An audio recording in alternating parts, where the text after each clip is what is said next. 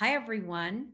Welcome to the No Nonsense Time Management video series. I'm Karen Tiber Leland, the president of Sterling Marketing Group and the author of the new book, No Nonsense Time Management, and the new audiobook, The Brand Mapping Strategy.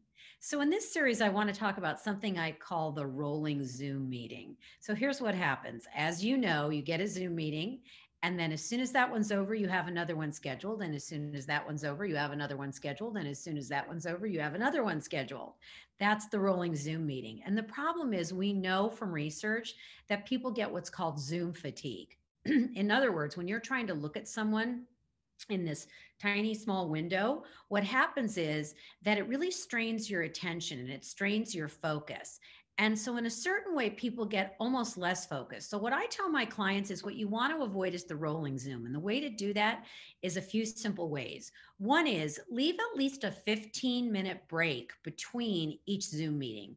That way, you can get up, you can get a cup of water, you can get a cup of coffee. You can at least do something to break up the time. Your focus will actually be better on the next Zoom meeting if you give yourself a break in between rather than have this kind of rolling Zoom. So that's one thing you can do is do a 15-minute break between each Zoom call.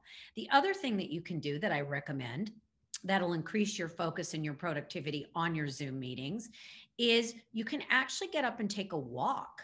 You can do what I call the walk and talk. So you don't necessarily have to be sitting at your computer having Zoom. You could have the Zoom, you could have your earbuds in, and you could be taking a walk.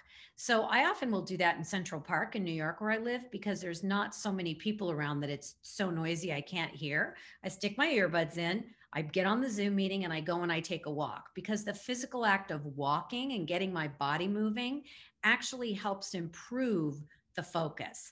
And then the third thing is really consider, even if you're on a Zoom call, do you need to have audio at all? Excuse me, do you need to have video at all? You do need to have audio, but do you need to have video at all? Sometimes we have video just by default and we don't really stop to think, if I know all these people, we're not discussing something particularly emotional, we're not discussing something that's really critical to see the other person. Sometimes it's better to just have a Zoom call where it's audio only. It's really easy to do a walk and talk if it's audio only, by the way, because you're not trying to look at the person. So those are the three things I recommend you do to avoid the rolling Zoom and to avoid Zoom fatigue. All right, that's it for this episode. Remember, it's not really about time management, it's about energy management, and it's really about focus management. See you next time.